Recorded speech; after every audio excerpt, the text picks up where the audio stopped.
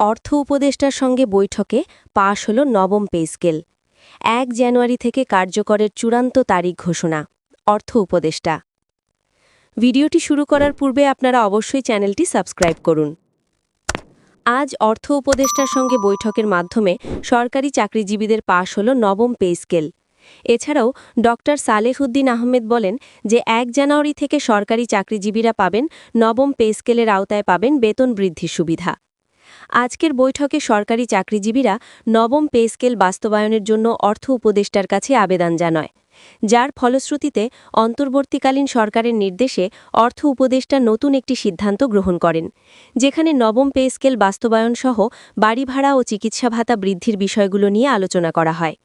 ২০১৫ সালের বেতন স্কেল বাতিল করার প্রতিশ্রুতি দিয়েছেন পে কমিশনের চেয়ারম্যান সহ অর্থ উপদেষ্টা। বাংলাদেশের ২২ লক্ষ চাকরিজীবীদের জন্য একযোগেই নবম পে স্কেল বাস্তবায়ন সহ বিশেষ কয়েকটি গুরুত্বপূর্ণ সিদ্ধান্ত হাতে নিয়েছেন পে কমিশনের চেয়ারম্যান জাকির আহমেদ খান। অর্থ উপদেষ্টা বৈঠকে স্পষ্ট ভাষায় বলছে, ১ জানুয়ারি ২০২৬ থেকে কর্মচারীরা পাবেন নতুন পে স্কেল।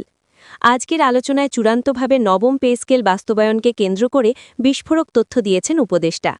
তিনি বলেন, আমরা নবম পে স্কেলকে খুবই গুরুত্বের সঙ্গে বাস্তবায়নের সিদ্ধান্ত গ্রহণ করি, কিন্তু বিভিন্ন অর্থনৈতিক সমস্যা তৈরি হওয়ার কারণে বারবার পিছু হটলেও ১ জানুয়ারি থেকে তা কার্যকরের শতভাগ নিশ্চয়তা পাওয়া যাচ্ছে। কর্মচারী ফোরামের সদস্যরা যেভাবে তাদের দাবিগুলো জানিয়েছেন, তাদের প্রত্যেকটি দাবি যথাসময়ে পালন করা হবে। আমরা চেষ্টা করতেছি ডিসেম্বরের মধ্যেই গেজেট প্রকাশের প্রস্তুতি শেষ করার জন্য।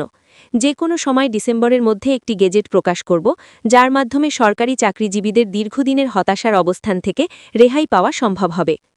ভিডিওটির এই মুহূর্তে এসেও যারা সাবস্ক্রাইব করেননি, তারা অবশ্যই সাবস্ক্রাইব করুন। আজকে মিটিংয়ে উপস্থিত ছিলেন অর্থ উপদেষ্টা ড.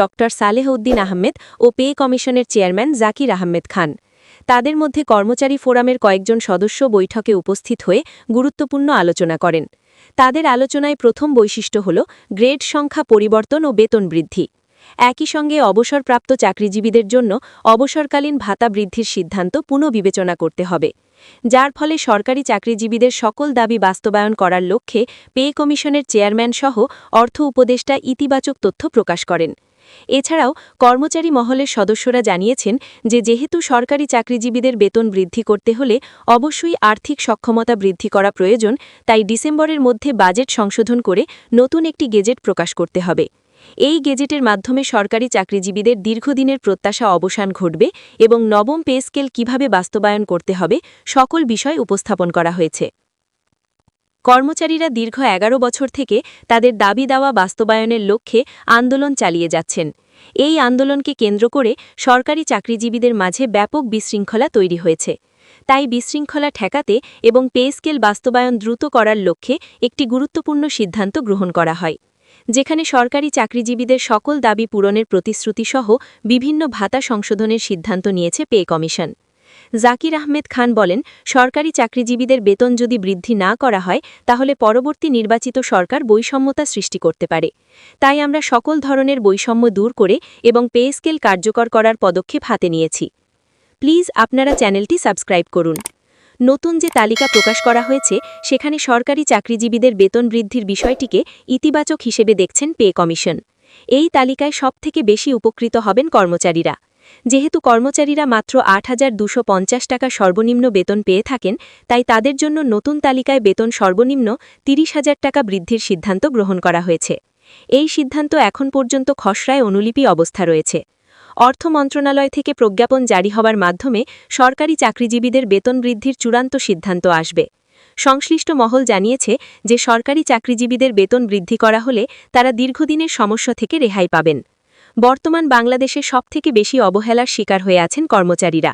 তাই কর্মচারীদের জন্য বেতন বৃদ্ধি করে নবম পে স্কেল বাস্তবায়নের চূড়ান্ত সিদ্ধান্ত গ্রহণ করা হয়েছে।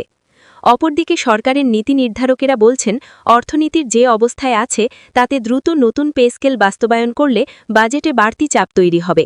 আর তা হল উচ্চ মুদ্রাস্ফীতি, রাজস্ব ঘাটতি, বৈদেশিক ঋণ পরিশোধের চাপ, প্রকল্প ব্যয় বাড়তি হওয়া, এসব কারণে পে স্কেল বাস্তবায়নের সময় আরও পর্যালোচনার প্রয়োজন।